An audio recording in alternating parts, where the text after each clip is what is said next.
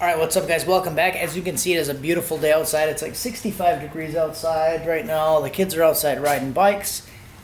Garage door's open, in a t-shirt. Everything is beautiful. And we're going to work on installing the LOJ kit onto the engine and engine into the car. So I should honestly be able to get most of the stuff in, transmission connected, and everything in the car today. I got a couple hours, so let's do that. The best part about this whole deal, here's the weather forecast for like Wednesday or Thursday. 100% chance of precipitation, 3 to 5 inches of snow expected. So remember when I said Wisconsin can't make up its freaking mind what it wants to do? Summer, winter, what's going on here? Let's get this stuff installed. All right, so first thing I did was I changed this tensioner. I mean, I think this thing is kind of irrelevant or useless, but I did swap this one out. I can see easily where this one is going to have problems, and a lot of guys confirm that this one has problems because it like breaks and falls off. The Nissan hardbody that I had on the channel a while back, like a few years ago, actually had the same thing. The guide fell off and the chunks of the guide got stuck in the oil pickup tube and messed up the engine. So, and that was the day I bought it, about 20 minutes after getting on the road. So that was pretty cool. So this is on there. I'm gonna put the oil pan and timing cover on. Oil pan, that's why I've been kind of hesitating and waiting on this stuff. So we'll get the oil pan on, gasket, get everything set up, put the mounts on, get the transmission hooked up, and we'll slap it in. Alrighty guys, so we're gonna get going on here. And I'm gonna put the oil pump on. I'm gonna be really smart. I'm not gonna forget. Put the oil pump on. That would be a really good idea. I was just gonna put the timing cover on, and I'm like, oh, what is this big hole here? I had all this stuff on before, but then I took it off because I swapped this this tensioner out. So I'm gonna put this stuff on here. I'm actually gonna zip it down, and we're gonna do things a little differently.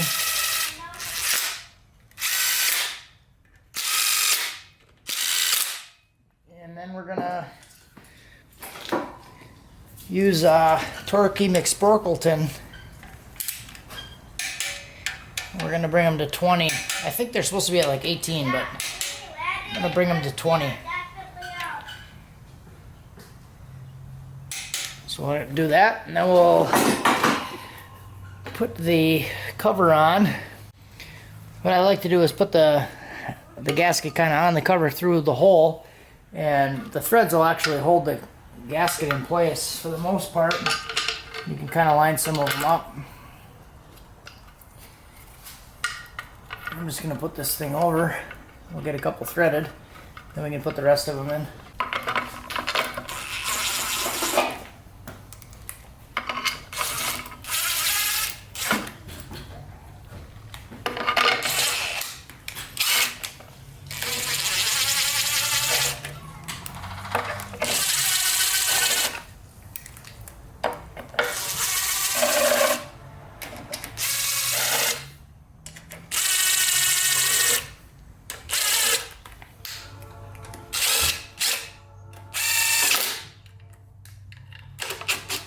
I'm gonna leave them a little bit loose so I can set these things flush.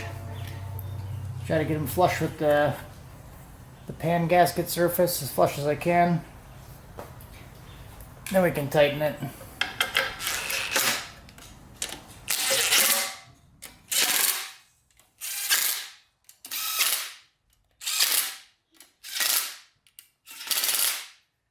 So with any luck, you'll be able to see the pan gasket or the cover gasket kind of squish out a little bit here, and you can feel them kind of squishing out. So you'll have the mating surfaces flush, and then the gasket will squeeze out. I'm still going to go through and RTV the corners a little bit, but I'll torque these things down.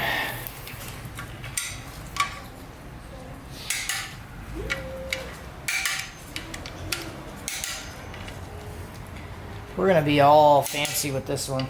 We're gonna torque things.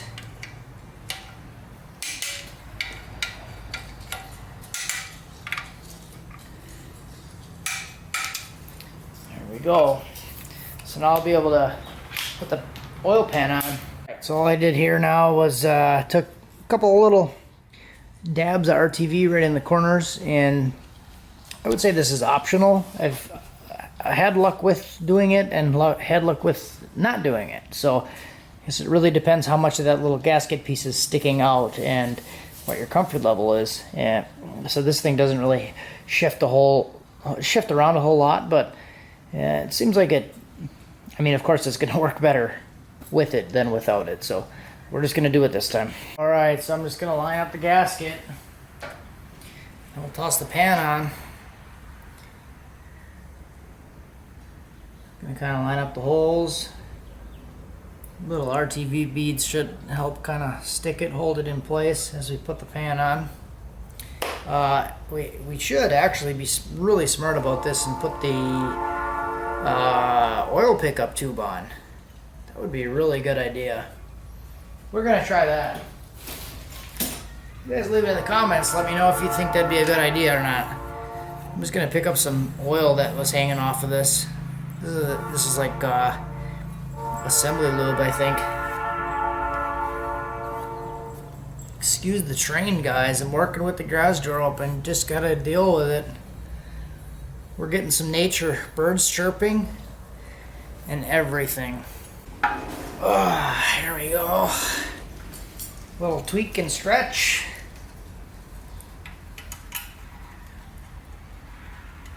I'll zip this guy down.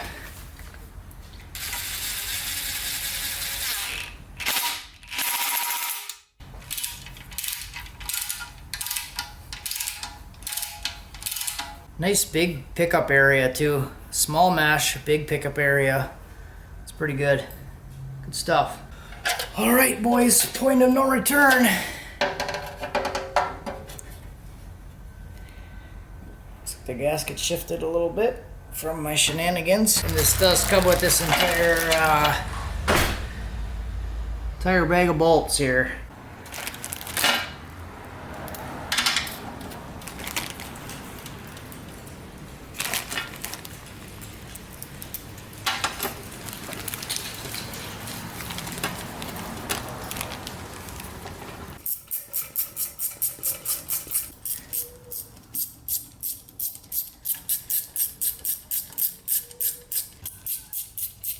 So we're gonna throw this flywheel on. I'm gonna throw some green Loctite on, just for good measure. Okay, silly me, guys. I was using the wrong flywheel bolts. I was using the long version. That's why they weren't going in right.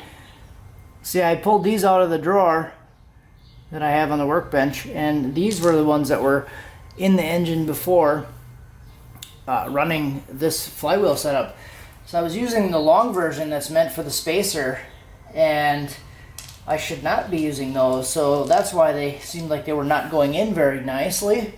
And I hope I didn't cause any issues there trying to jam them in. So good thing I did it on the low setting on the impact and verified with the torque wrench. Otherwise I probably would have caused some damage, because this torque wrench, or this impact, probably would have really screwed me. It would have caused me some problems, because it'll put them in there. I know that for sure. All right, I got my little flywheel locker on there, the one I made. So I'm gonna check all these now. So I think I got the torque wrench at like 75 foot-pounds.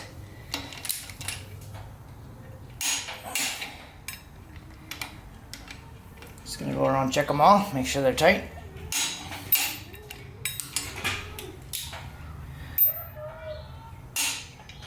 That one was a little loose. Most part, they're pretty good. Oh! I twisted that one a little bit. It's a little tricky with the engine free hanging. That one needed a little bit more. Alright, so that should be good. I'll put the clutch pressure plate on, and I'll put the trans on, and then put it in the car. Okay, I'm going to use a hot dog bun to get this pilot bushing out. At least that's what I think I'm gonna do, because I was going to put the clutch and flywheel on, and then I was like, holy crap, I need this out. So we're gonna try the old hot dog trick. I got a, what size is this? 11mm socket. And I'm gonna put the ratchet into the socket inside of here. And I'm using a head bolt wrapped in tape to close the gap. And we're just gonna start stuffing this little muffin.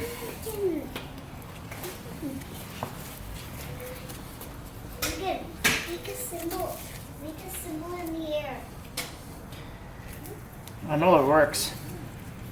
Okay. I've never done it, but I saw it on a video on the internet, so I know it's real. Okay. Put your symbol up in You know what I'm the saying? air higher. What? Our symbol's correct.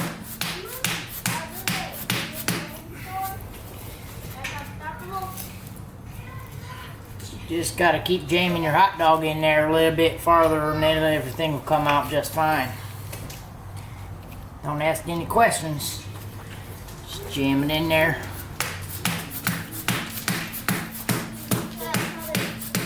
A little bit harder every time.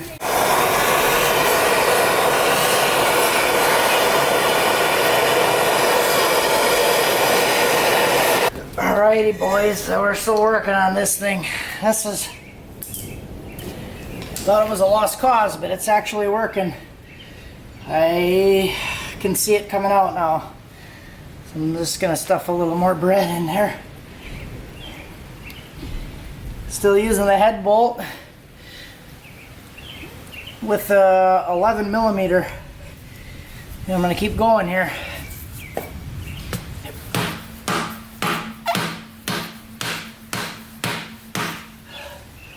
Look at that fucking.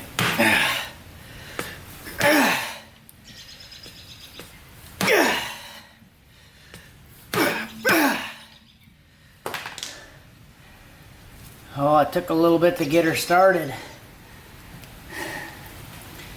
But once you pop, the fun don't stop, I guess. That's what's going on here. Check this out, guys. There we go. I can't believe that. It came out. I've been working on this for probably almost an hour now. It didn't want to move, and then I could see it started to move just a little bit, probably like a few thousandths. I could see it moving. And then a few more whacks later, she is out. I also did, you saw in the video, I torched it on the outside, and then I ran some ice cubes on it, right on the pilot bushing. So I torched, kind of got the outside real hot, and then melted a bunch of cubes on the inside of this. You can see how it's still kind of warm, how fast these things are melting.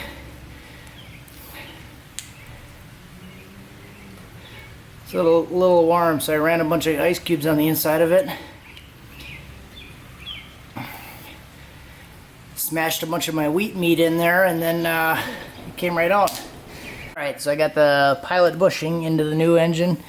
Here you can see it's the new one. So what I did, I took the torch.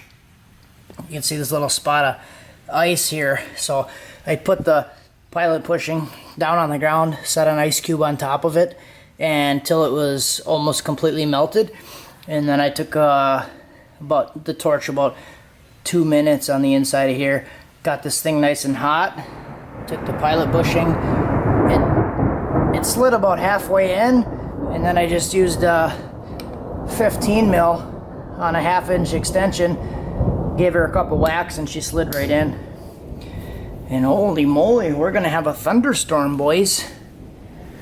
We're gonna have a thunderstorm out there. And then in 2 days it's gonna be snowing. I'm gonna try this. It's like one of those things I'm not looking forward to, and I have no idea why it was so difficult last time. And hopefully it'll be like really easy this time.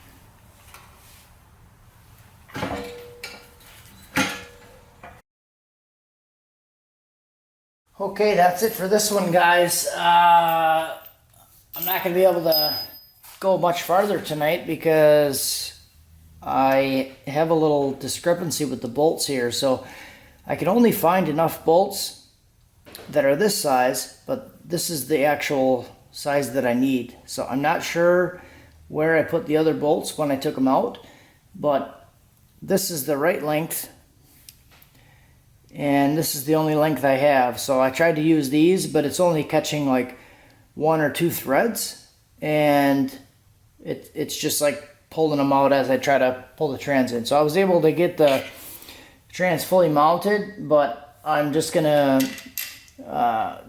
use this bolt, go get a few more that are this size, and then run them in and be done with it tomorrow. So tomorrow we will have this thing together in the car, and I'd like to get the accessory drive mounted tomorrow too, and then I can start looking at the turbo kit and mocking that stuff up, figure out how the hell I'm going to do that. So thanks for watching. Have a good one.